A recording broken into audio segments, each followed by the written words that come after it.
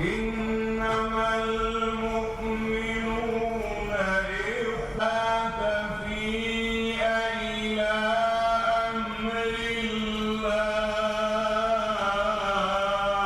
بسم الله الرحمن الرحيم. الحمد لله رب العالمين والصلاة والسلام على سيدنا محمد وعلى آله وصحبه أجمعين. ئەمڕۆ ئێمە کۆمەڵی مامۆستای ئاینی و کۆمەڵی پیا و معقوڵ و ڕیسپی و ڕێز عشێرەتەکان لە مزگەوتی گەیلانی کۆبوونێتەوە بۆ مەراسمی لە خۆشببوون و عەفونامەی سێ بنەماڵە یا بڵێم چوار بنەماڵە کە لە حادثە و ڕووداوێکی هاتوچۆدا سێ لە گەنجەکانی هەڵەبجە بوونەتە قوربانی و شەهید بوون و گەڕاونەتەوە بۆ حزوری خوای گەورە. داواکەم لە خوای گەورە لەو مردوانە خۆش ببێەوە سەبووری و پاداشتی کەس و کاریشیان بداتەوە. بێگومان مامۆستایانی ئاینی هەر لە کۆنەوە لە ئاست کوردستان وەک عەرزیشم کردن و لە ئاستی هەڵەبجە مامۆستایانی ئاینی هەمیشە پێشەنگ و پێشەوا بوون. من بیرم دێ لە ساڵەکانی هەشتاکان هەر لەم مزگەوتە بەڕەحمەت بێ مامۆسایانی ئاینی ئەم مزگەوتە و ئەم دەوروبەرە گەورەترین کێشە و ناخۆشیە کە لە بینی دوو عەشرێتە هەبوو لێرە حەلیان کرد، وەکو مامۆستا مەلا عوسمان بەڕەحمەت بێ، مامۆستا مەلا عەلی، مامۆستا شێخ نورەدین، مامۆستا مەلا خالید،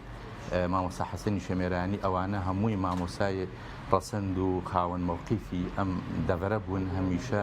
دەستی خەیریان هەبووە. بە تایبەتی ئێستا زۆرێک لە مامۆستایان نەکە زۆرێک هەموو مامۆستایانی ئەم دەڤەرە بە تایبەت مامۆستا تاهیری بامۆکی خوای گەورە جەزای بەخێری بداتەوە، کۆمەڵێک لەو مامۆستا بەڕێزانە، مامۆستا عەبدولحەمید، مامۆستایانی تری ئەم شارە هەمیشە سەرمەشق و دەستی گەورەیان هەبووە لە ئاشتەوایی کۆمەڵایەتی ئەم ناوچەیە. خوای گەورە موفەقیان کە ئینشاءڵڵا. وەڵا لە ڕاستیە خۆزگە مامۆسای بەڕێزیش لە وتاری گرنگی و ئەهمێتی سوڵح و ئاشتەواییە کە لە ناو یەکێک لە ماڵەکانی خوای گەورە ئەنجاممانیاوە. فەرمویان خۆزگە سوڵح ناما لە کوردستانە، سوڵح ناما لە کوردستانە بە معنای ئەوەی ناکە کە ئاشتەوایی و سوڵح هەڵگیرێ، بەقەدەر ئەوەی کە ئەم جۆرە جەریمانە کە جەریمەیەکن تا ڕادەیە ئەکرێ جۆرێک بێ لە مخالەفاتی قانونی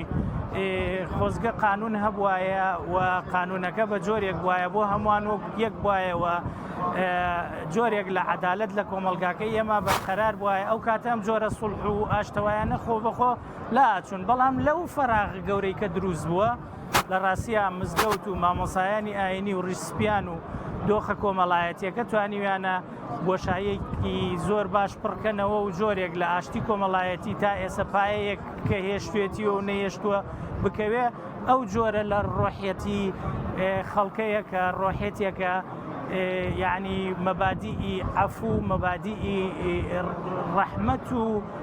مەغفیرەت و ئەوەی کە هەمویان صفاتی خوای گەورەن بە جۆرە لە جۆرەکان لە ناو خەڵکی شارڕەنگی یاوەتەوە و بەشێک لە حەقی خۆیان ئیثاری لێەکەن و ئەی بەخشن.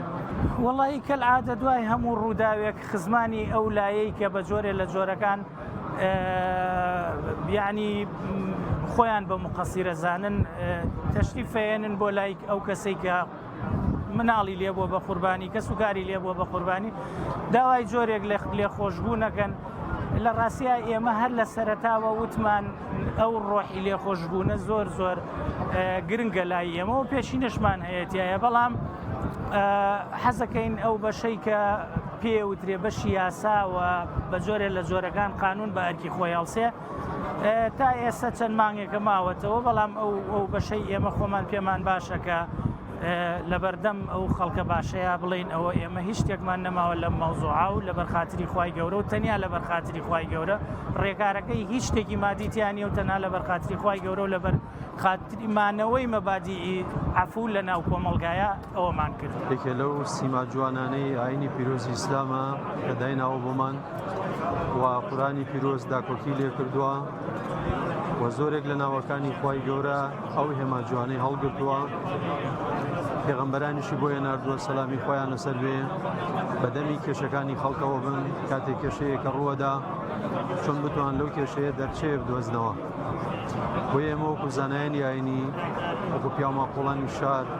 وەکو کەسانی کە خەمخۆری ئەوەن کە کاتێک کێشەیە ڕووەدا هەڵوێستیان هەبێ سپاس بۆ خی گەورە ڕۆڵی تایبەتی خۆی هەبووە بەڵام ئەوەی کە جێگەی سەرنجە ئێمە هەموو جارێڵین بەڵێ سڵح باشە عەفو باشە چاوپۆشی لە هەڵێ بەرامبەر چاکە بەڵام ئێمێش خۆمان ئاگامان لە خۆمان بێ هەڵە دروست نەکەین نەموو شتێ نەڵێن قەزا و قەدەرە نەخێوانیە ئەو قسێکی هەڵەیە ئێمە ئاگامان لە ڕەفتار و سلووکی خۆمان بێ هەڵەیەکمان واژن لە دەستی ئێمە نەقەومێ شتەکە ناعەمدی نەبێ بە دەستی ئێمەوە خی گەورە شتەم لە کەس ناکە چەندێ هەوڵ بین لەوەی کە تۆکمە بین لە پەروەردەی مناڵمان چەندێک تۆکمە بین لە هەڵسوکەوتی خۆمان لە کاتی ڕۆشتنی ئۆتۆمبیلمان ماتۆڕمان قسەکردنمان جاروای شتێکی سادەوە کە چەقۆڵە کێشرێ بۆ یەکتری چەکەڵە کێشرێ بۆ یەکتری یاسا بتوانین سەروەر بێ هەموو ئەمانە کۆ بکەینەوە من دڵنیام کە کێشەکانمان کەمترە بنەوە وا دەستخۆشی گەرمم هەیە بۆ هەموو بە ڕێزانەی کە ئەمڕۆ لەم سوڵحە دەستیان هەبوو دەمیان هەبوو کەناڵەکانی ڕاگەیاندن پرسپیان پیاوانی ئاینی سپاس بۆ هەموو لایە و دەستی هەموو خۆش بێ پیاوەمان ساس کردووە بۆ ماڵی کاک نەجمەدین و دواتریش ئەمانە